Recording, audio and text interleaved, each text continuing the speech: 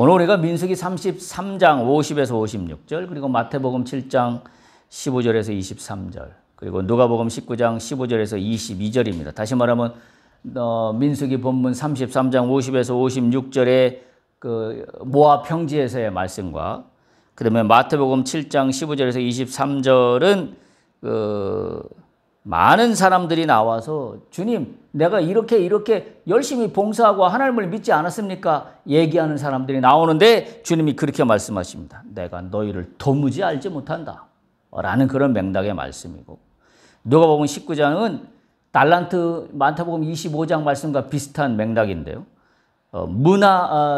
문화의 비유입니다. 그래서 문화를 받은 자들이 주인이 와서 계산을 할 때 어떻게 장사했는지를 따져보는 그와 같은 말씀입니다.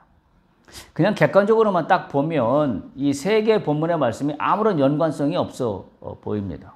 그러나 오늘 말씀 가운데 이 세 가지의 본문은 매우 관련 있는 그런 말씀들로 연결이 되어 있습니다.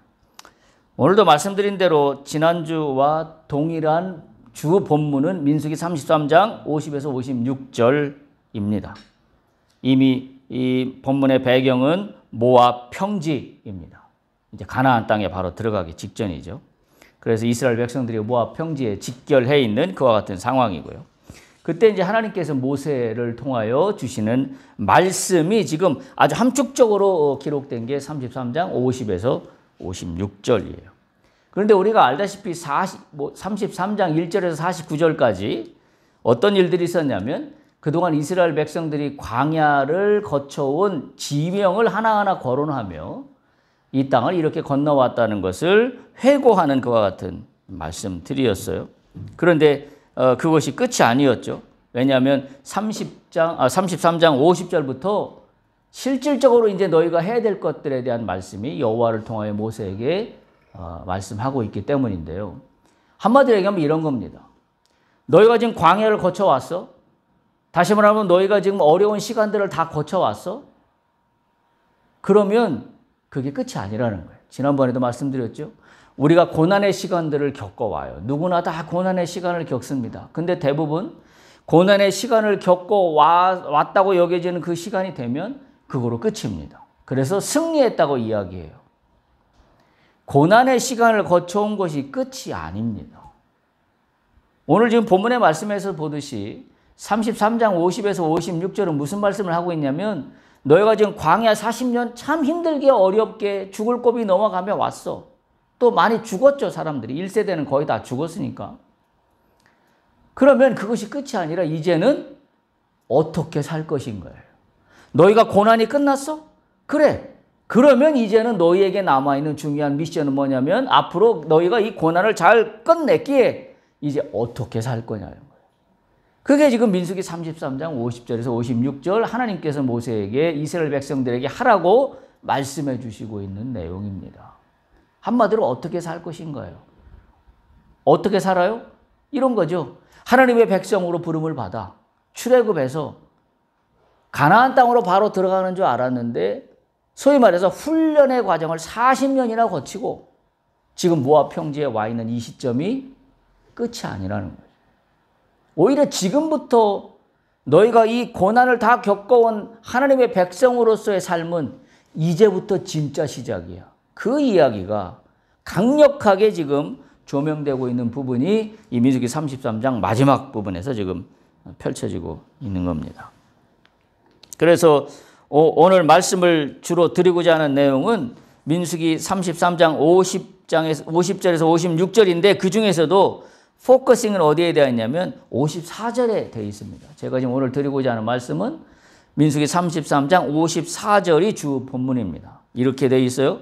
너희의 종족을 따라 그 땅을 제비 뽑아 나눌 것이니 수가 많으면 많은 기업을 주고 적으면 적은 기업을 주되 각기 제비 뽑은 대로 그 소유가 될 것인즉 너희 조상의 지파를 따라 기업을 받을 것이니라. 소유로 준 땅을 너희들이 어떻게 할 건가라는 분배에 대한 이야기인데요. 이걸 오늘날 우리에게 적용하면 경제관하고 통합니다. 그래서 오늘 이 말씀을 통하여 하나님이 원하시는 경제활동, 하나님이 원하시는 경제관, 어떤 시각에서 내가 경제활동을 해야 될 것인가? 소위 다른 말로 표현해서 돈을 벌어야 할 것인가? 어떤 관점에서? 라는 거와 맥락이 같습니다.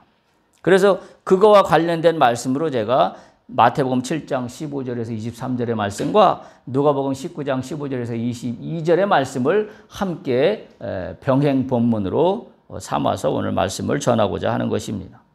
우리는 지금 하나님을 아는 지식이라는 시리즈로 가고 있는데 오늘이 하나님을 아는 지식 19번째가 됩니다. 그리고 말씀의 제목으로는 하나님을 아는 지식 16번의 시간으로 함께 말씀을 나누도록 하겠습니다. 이미 서두에서 말씀드린 것처럼 모압 평지에서 하나님이 이스라엘 백성들에게 말씀하시면서 지난 노정을 쫙 모세를 통하여 회고를 했어요. 그리고 나서 결정적인 키 문구가 뭐냐면 33장 51절이에요. 51절에 뭐라고 시작하냐면 너희가 요단강을 건너 가나안 땅에 들어가거든. 이게 이제 대주제예요. 말하자면 서두의 제목처럼 써 있는 겁니다. 너희가 요단강을 건너 가나안 땅에 들어가거든 이러 해야 됐다라는 그런 말씀이죠. 그래서 지난주에 미션 3가지를 말씀드렸어요. 첫 번째 뭐였죠? 가나안 땅에 들어가거든. 첫 번째 해야 될 일이 몰아내라. 뭘 몰아내요? 그 땅의 원주민을 몰아내라. 근데 어떻게 몰아내요? 네가 직접 몰아내라. 그게 핵심이었어요. 직접 나가야 됩니다. 하나님이 알아서 해주시겠지? 그건 올바른 신앙관이 아니에요. 그거는 미신 같은 겁니다. 아무것도 안 하고 하나님이 해주겠지. 오늘날 그런 신앙을 좋다고 여기는 사람들이 너무나 많아요. 자신은 아무런 노력을 기울이지 않아요. 그리고 하나님이 알아서 해주겠지 하는 게 굉장히 좋은 신앙이라고 착각하고 살아갑니다. 아닙니다. 하나님은 한 번도 그렇게 일하신 적이 없습니다. 우리가 직접 나서서 일할 때 하나님이 거기에 역사하시는 방법으로 하나님은 당신의 일을 이루어 가십니다. 두 번째 미션은 뭘 말씀드렸냐면 헐어라, 헐라. 뭘 헐어요? 그 땅에 새겨져 있는 석상, 부어 만든 우상, 산당 이거 다 깨뜨리고 헐어라 라는 걸 말씀드렸어요. 두 번째 우리가 어떻게 살아야 될 것인가? 헐어내야 됩니다. 뭘 헐어내요? 우리가 우상처럼 우리의 마음속에 넘버원으로 간직하고 있는 것들이 다 있습니다. 그것이 돈일 수도 있고 명예일 수도 있고 권력일 수도 있고 오직 그게 내 모든 행동 가치의 넘버원처럼 여겨지는 것들이 있습니다. 한마디로 얘기하면 뭐예요? 그거 다 우상입니다. 그걸 헐어내야 합니다.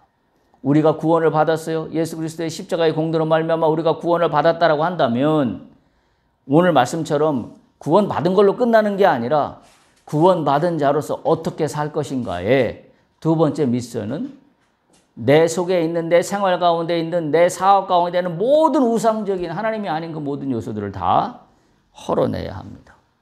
그걸 헐어내지 않으면 그것 때문에 망합니다. 그것 때문에 망하는 경우가 너무나 많습니다. 돈을 갑자기 많이 벌었지만 그 갑자기 번 돈 때문에 인생이 망가지는 케이스들을 우리는 너무나 많이 주변에서 봅니다. 그러나 한 땀 한 땀 차곡차곡 쌓아 올린 하나님의 은혜로 나아간 사람들은 쉽게 무너지지 않습니다. 그게 모래성과 하나님의 믿음의 터전 위에 세운 거의 차이라고 볼 수밖에 없습니다. 그리고 세 번째 미션은 뭐였냐면 그 땅에 거주하랍니다. 거주하라.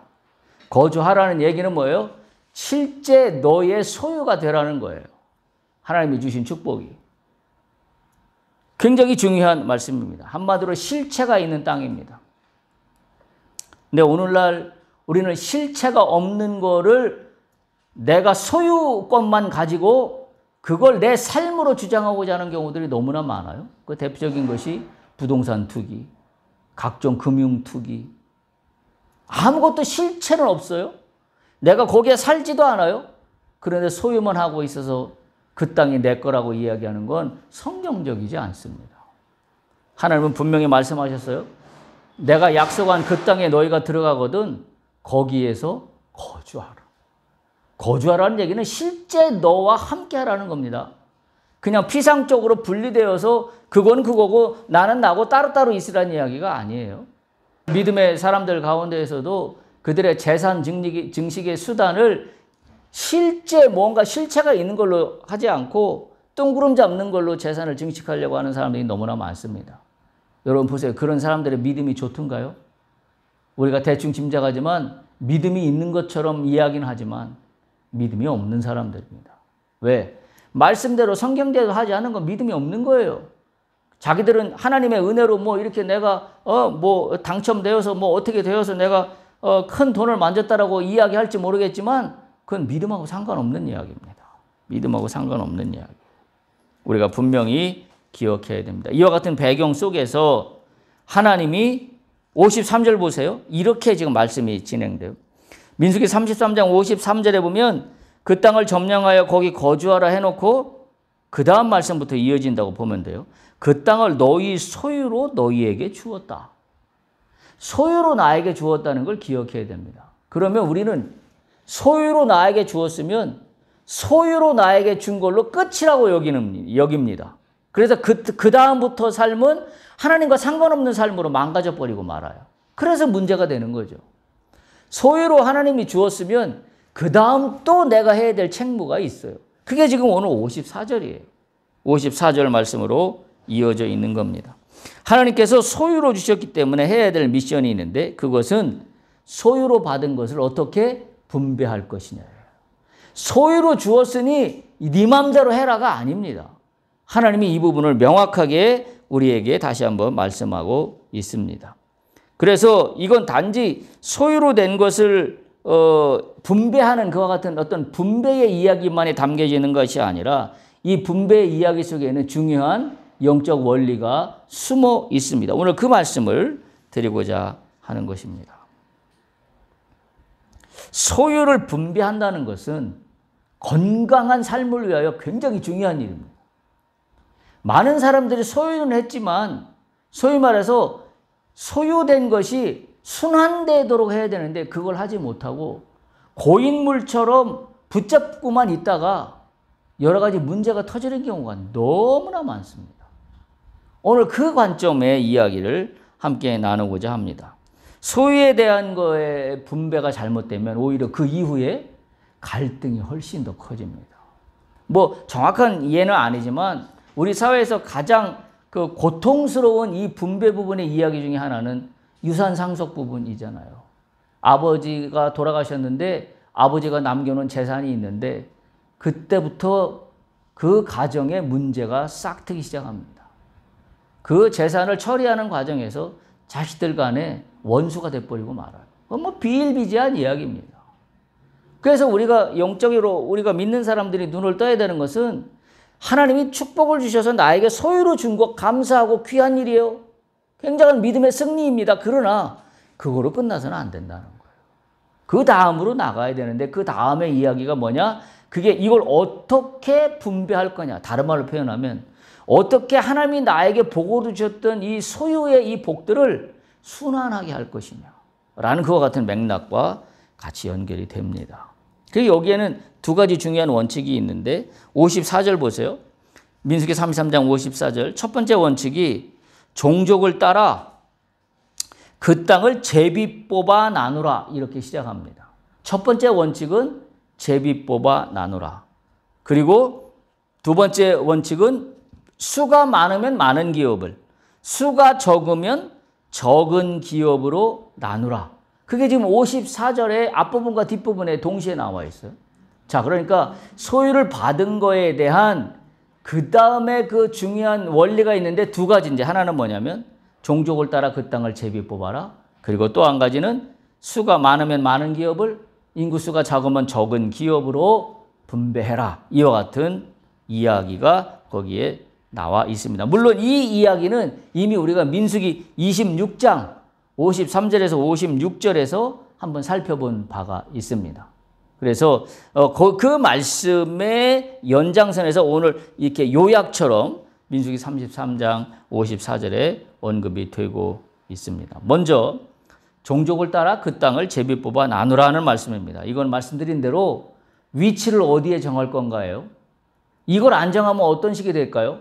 어떤 지파는 상대적으로 비옥한 땅을 차지하게 될 거고 어떤 지파는 산악지대에 차지하게 된다면 그 지파들 간에 싸움이 일어날 수밖에 없습니다. 그렇잖아요? 사람 심리라는 게 똑같잖아요.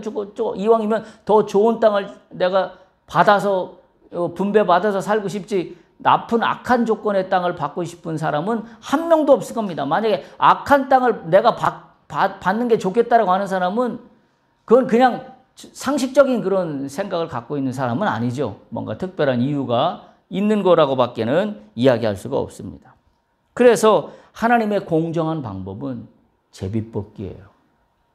여기서 우리가 제비뽑기라는 거의 관점은 제비를 뽑는 데에 관점이 있는 게 아니라 하나님은 어디에 관점이 있는 거냐면 공정하다는 거예요.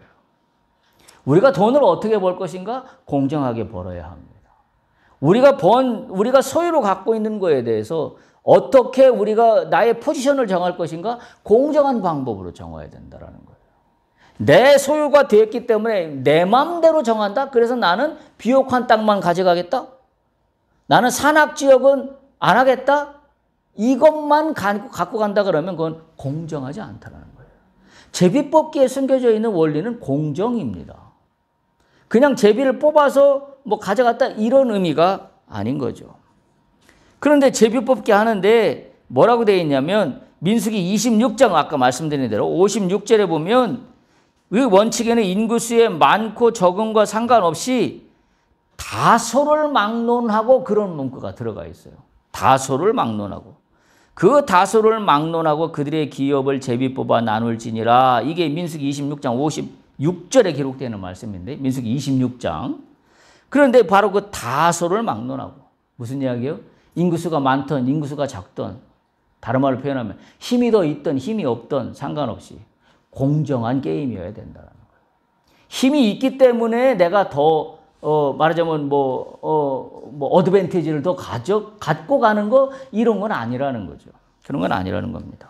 그런데 사실 오늘날 성경적으로 보면 이 무조건 제비 뽑는 게 옳은 방법인가에 대한 여러 가지 논란이 있는 건 분명합니다. 논란이 있습니다. 왜냐하면 구약에서는 하나님의 뜻을 계시하는 방법이 제비 뽑기였어요. 그래서 이 제비를 뽑는 것이 하나님의 계시를 나타내는 대표적인 방법이었습니다. 그런데 신약 시대에 오면 하나님의 말씀이 예수 그리스도를 통하여 우리에게 주어져 있습니다. 그래서 이미 계시는 어디에 나타나 있다고 보는 거냐면 성경 말씀 속에 있다고 보는 거예요. 성경 말씀을 통하여 하나님의 계시가 드러났다라고 보는 겁니다.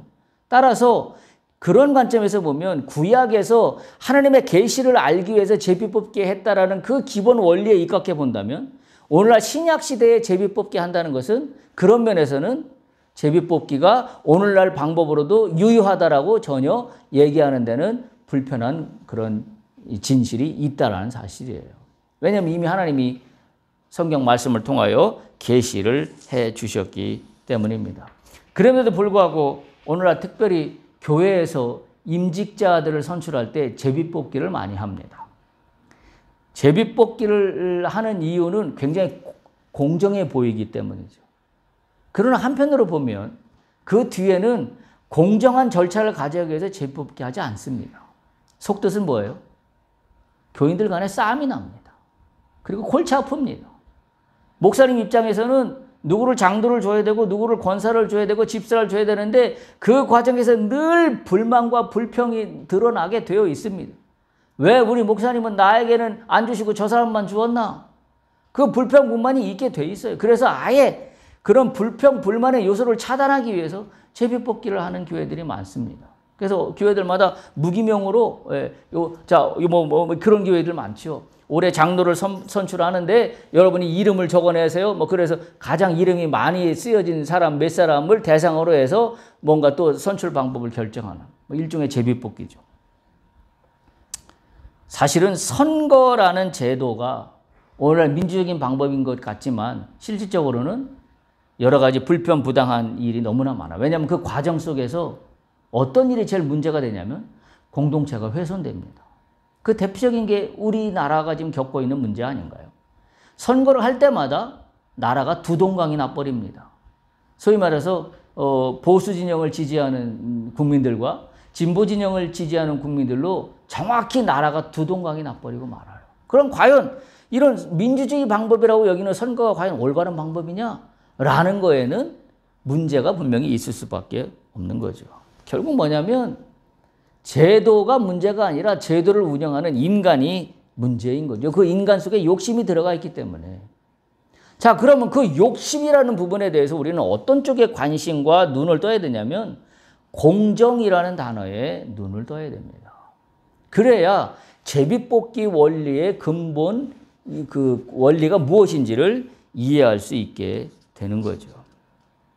어쨌든 하나님은 지금 이 지파들에게 땅을 분배하는 과정에서 공정하고도 객관적인 과정과 절차를 거치셨다는 거예요. 우리가 눈을 떠야 돼요. 아니 하나님 입장에서 지금 이때 당시에 자, 갓 지파는 너는 여기 땅 가자.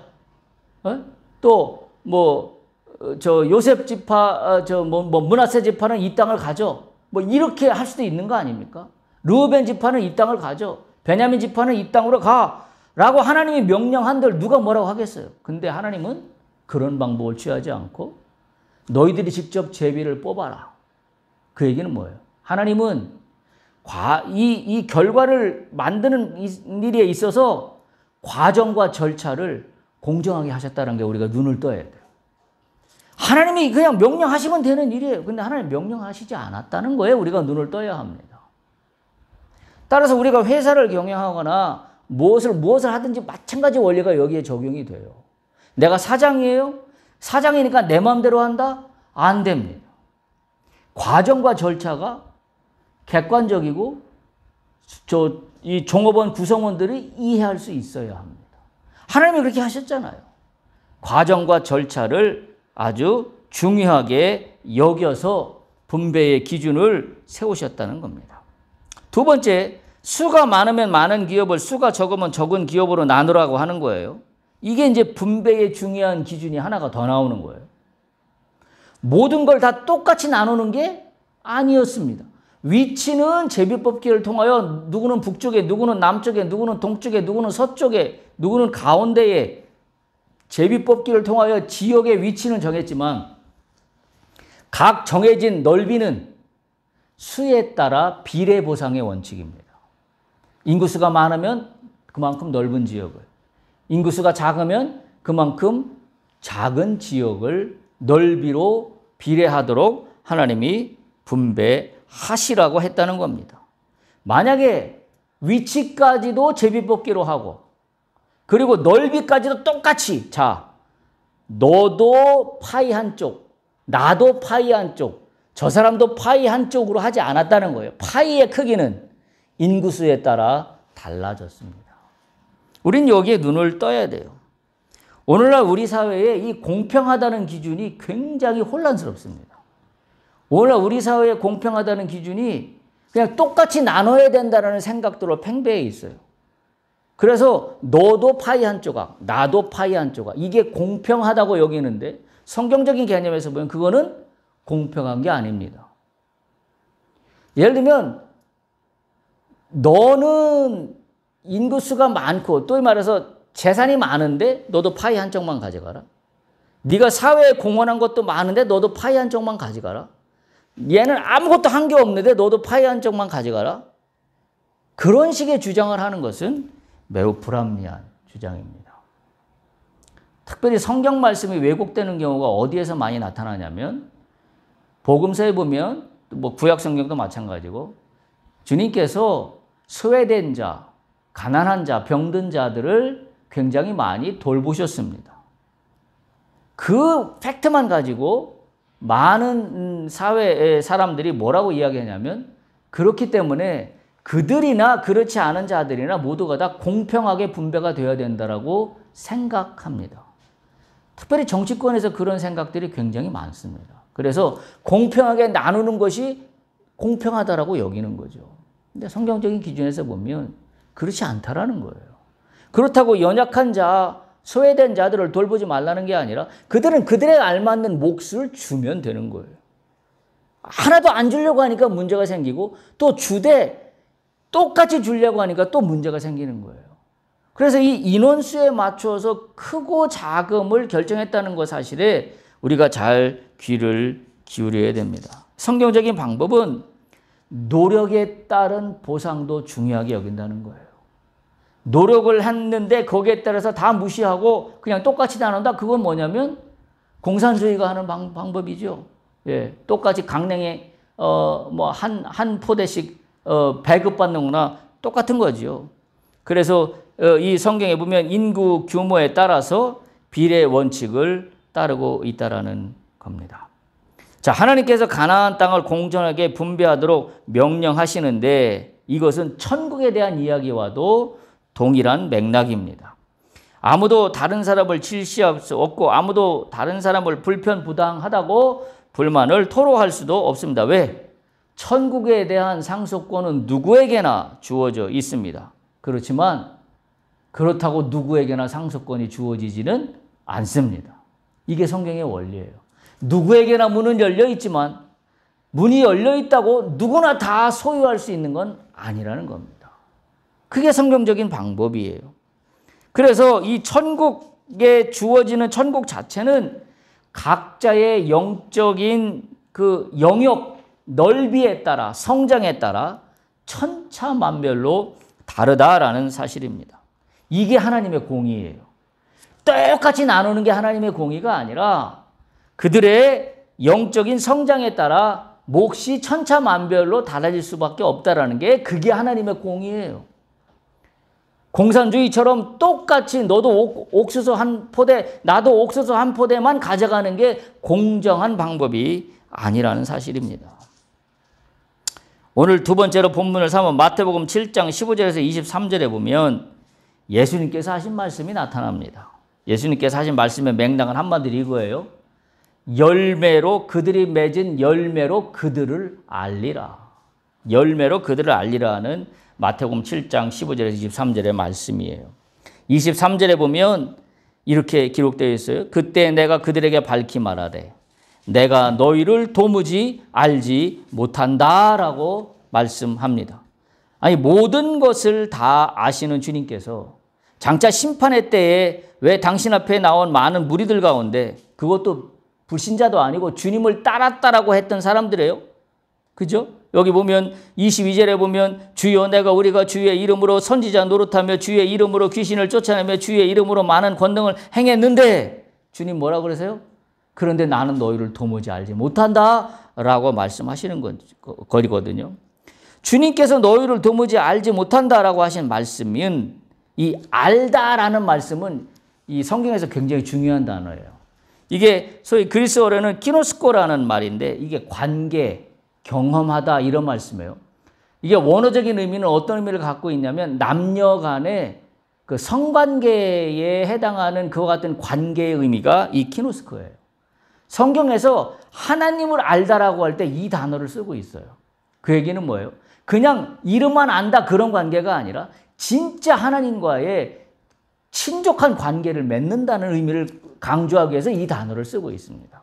그게 키노스코라는 단어고 그래서 주로 남녀의 결혼, 동침한다 이와 같은 의미로 사용되는 단어가 이 단어예요. 근데 하나님을 알다라고 할 때 그 안다라는 의미를 이 단어를 쓰고 있다는 걸 우리가 깨달아야 합니다.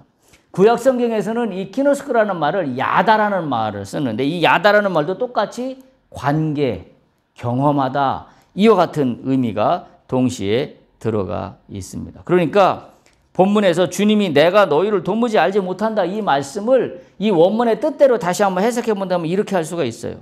나는 너희들과 도무지 관계를 맺어보거나 너희들을 경험해 본 적이 없다 라는 겁니다.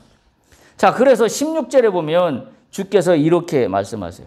그들의 열매로 그들을 안다. 그리고 17, 18절에 보면 좋은 나무마다 아름다운 열매를 맺고 못된 나무는 나쁜 열매를 맺는다. 그게 17절이고 18절 보면 좋은 나무가 나쁜 열매를 맺을 수 없고 못된 나무가 아름다운 열매를 맺을 수 없다. 아주 단언하십니다. 아름다운 열매는 좋은 나무에서만 나오고 나쁜 열매는 못된 나무에서 나오게 돼 있는 게 이치다. 그렇게 말씀하고 있는 거죠. 자, 그런데 23절 마지막 부분에 보면 이렇게 결론이 나요. 내가 너희를 도무지 알지 못한다라고 하시면서 이 대상을 누구에게 두고 있냐면 불법을 행하는 자들아 내게서 떠나가라. 불법이라는 단어를 쓰고 있습니다. 불법이라는 단어가 여기 의미에서는 뭐냐면 하나님의 말씀이나 뜻을 거스리는 것이 불법이에요. 물론 우리가 소위 세상에서 삶에서의 불법도 다 포함이 되지만 특별히 성경적으로는 하나님의 말씀이나 뜻을 거스리는 것이 불법입니다. 그러니까 다른 말로 표현하면 불법은 죄하고 동일한 맥락의 의미를 갖고 있고 이건 또한 악을 행하는 것과 같은 맥락의 의미를 갖고 있습니다. 우리가 기억하다시피 예수님께서 십자가에 달려 죽으심으로 뭐라고 표현하고 있냐면 요한복음에 보면 우리를 불법 곧 죄의 속박으로부터 구속하여 주셨다라고 표현하고 있어요. 예수님은 우리의 불법된 것을 다 속박으로부터 구속하여 주셨습니다. 결국 불법을 행하는 자는 죄로부터 떨어져 나온 상태고 이 죄를 행하는 자가 곧 불법을 행하는 자입니다. 이게 바로 뭐예요? 하나님의 공의의 원리에서 벗어난 사람들입니다. 그래서 하나님의 공의는 누구에게나 열려 있지만 불법을 행하는 자에게는 닫혀 있습니다. 그게 이 본문의 의미입니다. 이것이 바로 좋은 나무가 아름다운 열매를 맺는다라는 의미이고 이것이 바로 민수기 33장에 지파별로 인구수에 따라 비례 보상으로 넓이가 정해진 것과 같은 원리다라고 말씀을 드릴 수가 있습니다. 누가복음 19장 15절에서 19절 가보면 열문화 이야기가 나옵니다. 아마 이건 우리가 잘 아는 달란트 비유랑 비슷한 말씀이에요. 달란트, 2달란트, 5달란트, 10달란트 받은 자가 마지막 계산할 때 그 이야기와 똑같은 포맷입니다. 자, 본문은 그런 거예요. 누가복음 19장 15절에서 22절 보면 예수님께서 비유로 말씀하신 문화의 비유 이야기인데 어떤 귀인이 왕위를 받아오려고 멀리 떠나기 전에 자신의 종들에게 각각 한 문화씩 맡기고 떠납니다. 그리고 그것을 어떻게 사용하였는지 나중에 계산하는 장면에 대한 이야기입니다. 15절에 보면 귀인이 왕위를 받고 돌아와 종들을 불러서 그들이 맡은 돈을 어떻게 사용했는지 묻습니다. 그때 16절과 17절에 보면 첫 번째 종은 주인이 한 문화를 맡겼는데 10문화를 남겼다라고 이야기합니다. 그때 주인이 칭찬하며 10고를 다스리는 권세를 주십니다. 18과 19절에는 두 번째 종 이야기가 나와요.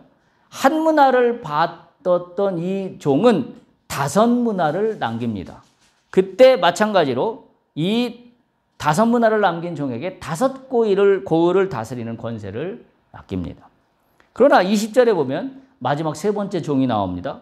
한 문화를 받았던 이 사람은 수건으로 고이 쌓아두고 그대로 주인에게 내놓습니다. 그러자 이 왕위를 가진 이 왕위를 꾸을 귀인이 약한 종아, 내가 네 말로 너를 심판한다 라고 하면서 질책하십니다.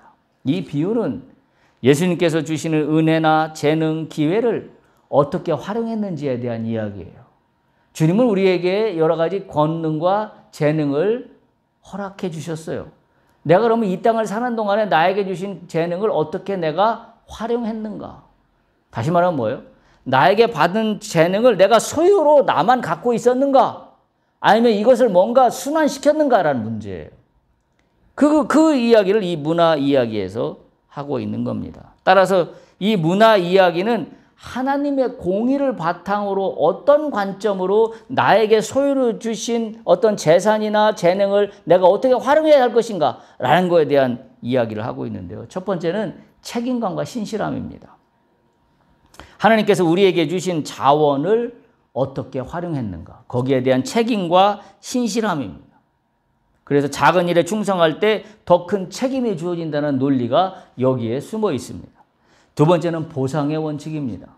주어진 은사를 잘 사용하면 하나님께서 더 큰 축복과 기회를 주신다는 원칙을 이 문화 이야기는 이야기하고 있는 겁니다. 마치 민수기의 33장에서 지파별로 인구수가 많은 지파는 많은 땅을, 넓은 땅을, 인구수가 상대적으로 적은 지파는 조금 더 상대적으로 적은 땅을 받았다라는 그 보상의 원리가 여기에도 문화 이야기에서 똑같이 이루어지고 있는 겁니다. 그게 하나님의 공의예요. 똑같이 무조건 나누는 게 하나님의 공의가 아닌 거죠. 세 번째, 이 말씀은 하나님의 기대입니다. 하나님은 어떤 기대를 갖고 계시냐면 하나님은 그분께서 주신 은사와 자원을 헛되이 사용하지 않고 열매를 맺는 사람에 대한 기대를 갖고 계세요. 그게 이 문화 이야기에서 보여지는 교훈입니다. 정리하면 이런 겁니다. 우리가 이 하나님의 이 분배의 이야기를 우리는 두 가지의 원칙 속에서 우리는 살펴봐야 됩니다. 하나님은 가나안 땅을 공정하게 분배하도록 명령하셨고, 공정하다는 것은 절차와 방법이 공정해야 돼요. 그리고 게임 룰이 공정해야 합니다. 그리고 책임과 신실함을 다해야 합니다. 그냥 가지고만 있는 것 같고는 하나님의 공의가 실현되지 않습니다. 종족을 따라 제비를 뽑으라, 수가 많으면 많은 기업을, 적으면 적은 기업을 나누라. 이것이 하나님의 공정한 방법입니다. 따라서 오늘 하나님을 아는 지식 19번째는 저는 이렇게 정의합니다. 하나님의 공의를 실현하는 공정한 분배와 좋은 열매를 맺는 나무가 되기를 원하시는 하나님입니다. 다시 한번, 하나님의 공의를 실현하는 공정한 분배와 좋은 열매를 맺는 나무가 되기를 원하시는 하나님입니다. 여러분 모두가 좋은 열매를 맺는 좋은 나무가 되기를 축복합니다. 그리고 여러분이 받은 하나님으로부터의 은사와 재능, 그 소유의 그 모든 것들을 그대로 묻어주지 말고, 수건으로 꽁꽁 싸매고 있지 말고, 땅속에 묻어지지 말고 무엇인가 선순환되어야 합니다. 선행으로 나타나던 또는 구제로 나타나던 또는 사업을 통하여 어떤 공정한 방법으로 서로가 서로를 협력하여 같이 일어날 수 있는 방법이 나오든 여러 가지 방법들이 나 혼자만의 것이 되어서는 안 된다는 사실입니다. 이것이 오늘날 우리에게 필요한 경제관입니다. 경제활동의 기준입니다.